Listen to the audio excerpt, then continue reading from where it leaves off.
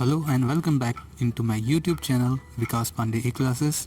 So in this video we are going to read about the Birdman of India, Mr. Salim Ali, who got the prize of Padma Shri and the Padma Bhushan. So let we'll start. Before that, I'm going to request you that please subscribe my channel who did not subscribe and hit the bell icon and press the all notification. चलिए start करते हैं। तो यहाँ पे हम लोग the birdman of India के बारे में पढ़ेंगे, जहाँ पे हम लोग देखेंगे कि उनकी जीवनी कैसे रही, उन्होंने क्या क्या काम किए और उनके बारे में कुछ चर्चाएं इसमें होंगी। So look at the title of this lesson and picture of this page.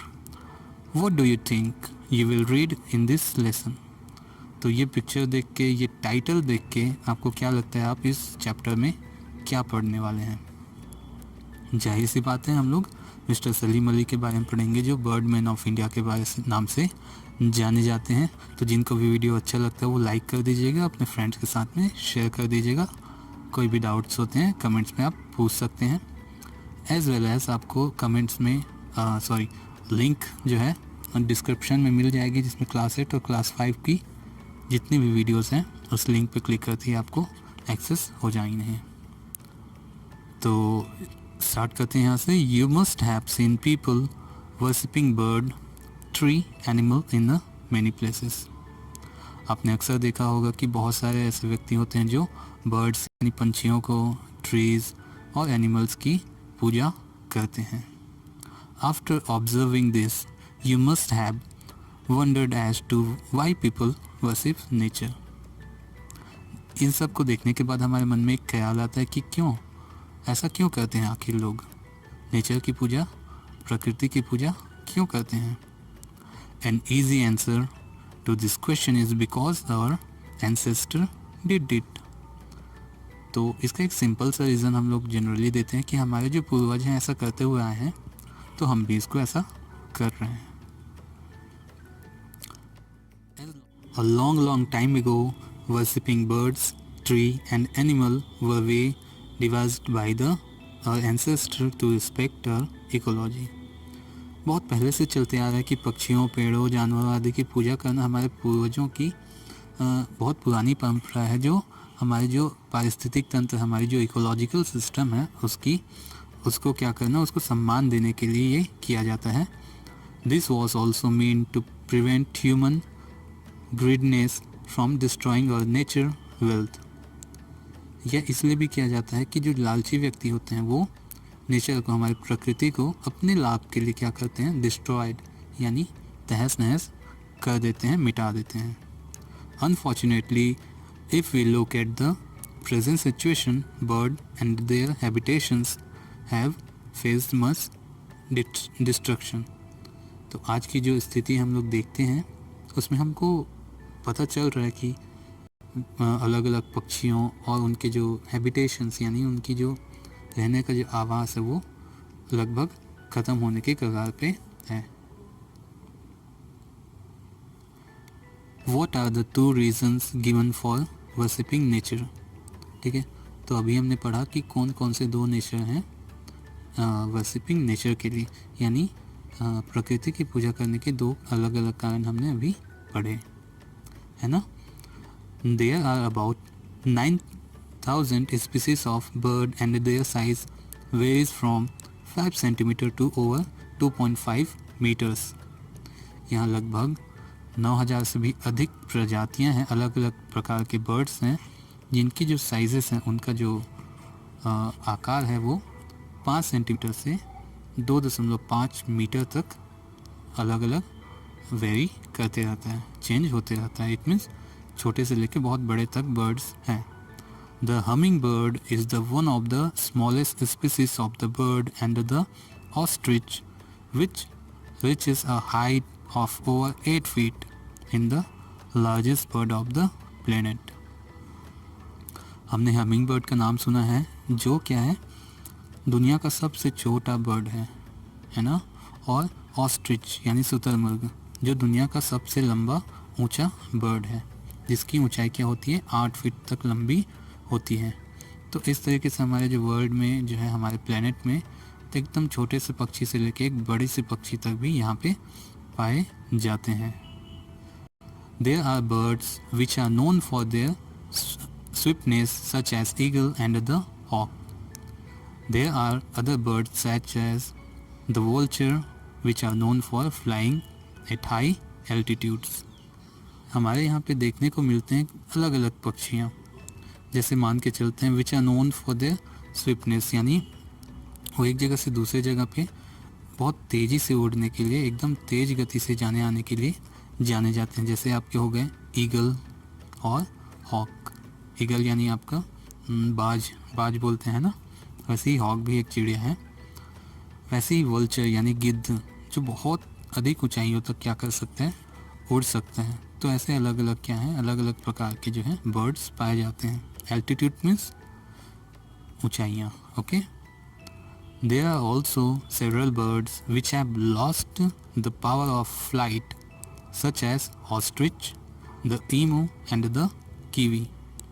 यानी ऑस्ट्रिच, ईमू और कीवी ऐसे कुछ बर्ड्स हैं जिन्होंने अपनी उड़ने की जो क्षमता होती है, उड़ने की जो शक्ति होती है, वो पूरी तरीके से खो दी है। यानी कुछ बर्ड ऐसे हैं जो बहुत ऊंचाई तक उड़ जाते हैं, कुछ जो है पूरी तरीके से वो उनकी उड़ने की क्षमता जो है वो ख़त्म हो चुकी है। Make a table showing a specialist of the bird mentioned in the paragraph. तो पैराग्राफ में कौन कौन से स्पेशलिस्ट जो हैं उनके specialities, it's a specialities of the bird mention in the paragraph. तो कौन कौन सी स्पेशलिटीज़ यानी उनकी विशेषताएं जो पैराग्राफ में बोली गई हैं उनको लिखिए या रिमाइंड कीजिए, okay. So bird are called winged bipeds. Birds को क्या बोला जाता है, बाइपेड्स, यानी पंखों वाले दो पैर के जीव, है ना। बाइपेड्स मतलब दो पैरों वाले। The body temperature of bird remain मोर और लेस कॉन्स्टेंट, यानी इनका जो शरीर का जो तापमान होता है, बॉडी टेम्परेचर, वो स्थिर होता है, ना बहुत ज़्यादा बढ़ता है ना बहुत ज़्यादा कम होता है। Another interesting feature about bird is their feathers. एक और जो है इंटरेस्टिंग यानी आश्चर्यचकित कर देने वाली यानी दिलचस्प, इट मीन्स दिलचस्प विशेषता ये है कि उनमें पंख, फीदर्स पाए जाते हैं। Observing the feathers of the bird give an idea about the life that they lead. Birds have beaks. तो ये जो पंख होते हैं वो हमें जीवन के बारे में एक अलग सा विचार प्रदान करते हैं, जो नेतृत्व करने की क्षमता को प्रदर्शित करते हैं। और पक्षियों में बीक पाए जाते हैं, बीक यानी चोंच पाई जाती है। दे हैव नो टीथ, उनमें दांत नहीं पाए जाते, उनमें चोंच पाई जाती है। The main food consist of insects, food grains and the flash. इनके जो मेन इंग्रेडिएंट्स होते हैं यानी कंसिस्टेंट होते हैं जो वो होते हैं आपके इंसेक्ट्स यानी कीड़े, फूड ग्रेन्स यानी अनाज के दाने, या फ्लैश यानी जो है मांस के जो टुकड़े होते हैं उनको फ्लैश बोला जाता है, okay. Like reptiles big to lay eggs,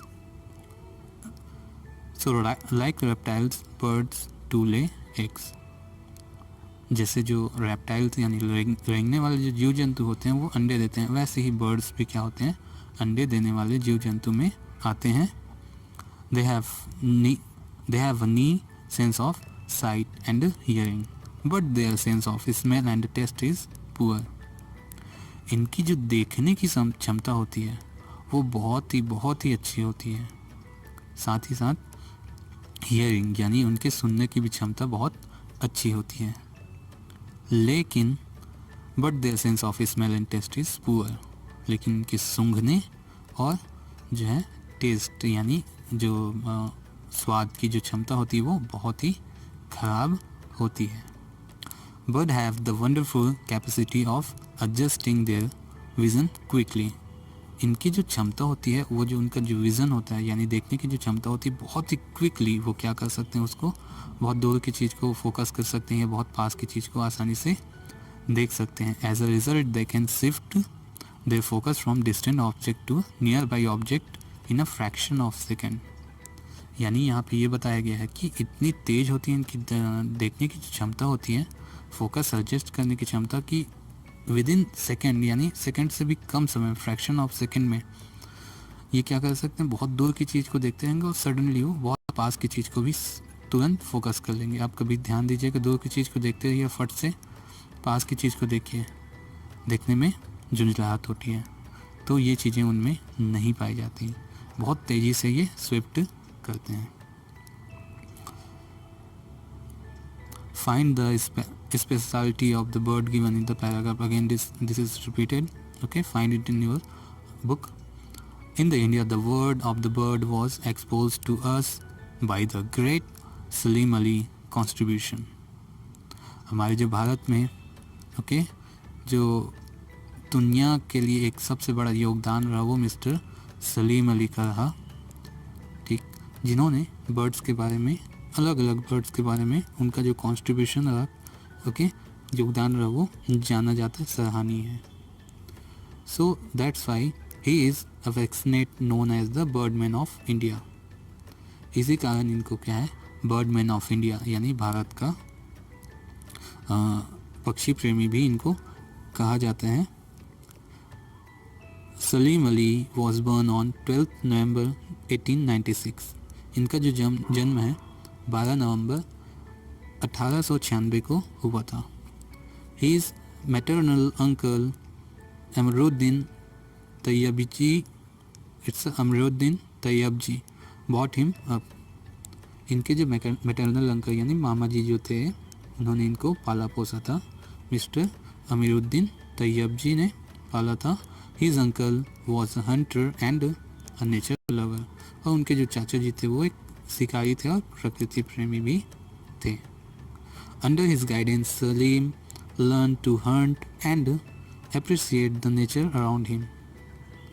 उन्हीं के गाइडेंस में उन्होंने सीखा कि कैसे शिकार किया जाता है और कैसे नेचर का जो है रिस्पेक्ट किया जाता है, उसको अप्रिशिएट किया जाता है, उसकी सराहना की जाती है। तो उन्हीं के साथ में जाके उन्होंने सीखा। As a child Salim Ali sought a bird which had a yellow streak, it's the streak running below its neck। तो जब वो बच्चे थे, मिस्टर सलीम अली जब बच्चे थे, तो उन्होंने एक बर्ड को क्या है, गोली दाग दी थी, जिसका वो बर्ड ऐसा था जिसके गले के नीचे जो हिस्से पे एक राउंड जो था, क्या था, एक येलो कलर का स्ट्रिप टाइप का, यानी पट्टी टाइप की, धारियाँ टाइप की हुआ करती थी। His uncle could not identify the species and advised him to contact the Bombay Natural History Society (BNHS) in the Mumbai। तो उस बर्ड की पहचान तो उनके अंकल नहीं कर पाए, तो उन्होंने ये एडवाइस किया, उन्होंने ये सलाह दिया कि आप जो है बॉम्बे नेचुरल हिस्ट्री सोसाइटी को आप इसके लिए कंसल्ट करें, BNHS जो शॉर्ट फॉर्म में बोला जाता है, जो मुंबई में है, तो वहाँ आपकी मदद हो सकती है। So Dr. W.S. Millard, the honorary secretary of the BNHS, identified the bird as a yellow-throated sparrow। तो जब वो वहाँ गए तो डॉक्टर W.S. मिलार्ड जो थे वहाँ पे ऑनरेबल जो सेक्रेटरी थे, सचिव थे वो, ठीक है, तो वो क्या है, उन्होंने इसको आइडेंटिफाई किया कि वो एक येलो थ्रोटेड स्पैरो यानी एक पीले गर्दन वाला जो है गौरैया चिड़िया है। He also showed Salim Ali the society's splendid collection of the stuffed bird. उन्होंने सलीम अली को जो है वहाँ रखे हुए जितने भी स्टर्ब्ड बर्ड यानी अलग अलग वैरायटी के बहुत शानदार पक्षी थे, उनके बारे में भी बहुत सारी जानकारियाँ दी और उनके प्रकार के बारे में भी उनको बहुत सारी चीज़ें बताई थी। The single incident changed Salim Ali's life and India got the best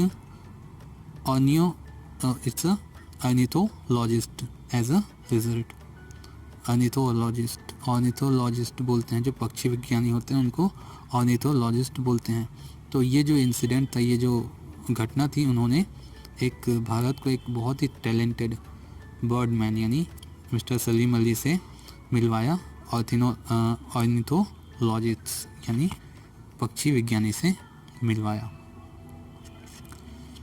Once Salim Ali said, "My chief interest in the study of the bird has been opportunity to observe the bird life history under the natural condition and not in the laboratory under a microscope." Salim Ali जी ने एक बार कहा था कि पक्षियों के अध्ययन में मेरी मुख्य रुचि नहीं है, बल्कि प्रकृति की परिस्थितियों में जो पक्षियाँ कैसे रहते हैं, उनके आवास में कैसे रहते हैं, उनका इतिहास क्या है, ये सब चीज़ें देखने का मौका मुझे मिलता है, बजाय कि मैं एक लैब में बैठे रहूँ माइक्रोस्कोप से उनकी स्टडी करूँ। तो ये मुझे बहुत ज़्यादा पसंद है। घूमना फिरना, ट्रैवल करना, हिस्ट्री जानना, उनके आवास में वो कैसे रहते हैं, ये ज़्यादा देखना उनको पसंद था। By the traveling to remote uninhabited place, I can study the bird as they live and behave in their natural habitat. तो मैं अलग अलग ऐसे वीरान जगहों पे जहाँ कोई रहता नहीं है वैसी जगहों पे जाता था, पक्षियों के बारे में जानता था, स्टडी करता था, उनके बारे में बिहेवियर कैसा होता है, उनका नेचुरल बिहेवियर कैसा होता है, वो कैसे रहते हैं, खाते पीते हैं, मतलब उनकी जितनी भी चीज़ें थी उनके बारे में स्टडी ये किया करते थे। Salim Ali received honors and medals from all over the world for his service, including the J. Paul Getty International Award, the Golden Ark of the International Union of the Conservation of Nature, and the Golden Medal of the British Ornithology Union, a rarity for the non-British people, and the Padma Shri and the Padma Vibhushan from Indian government.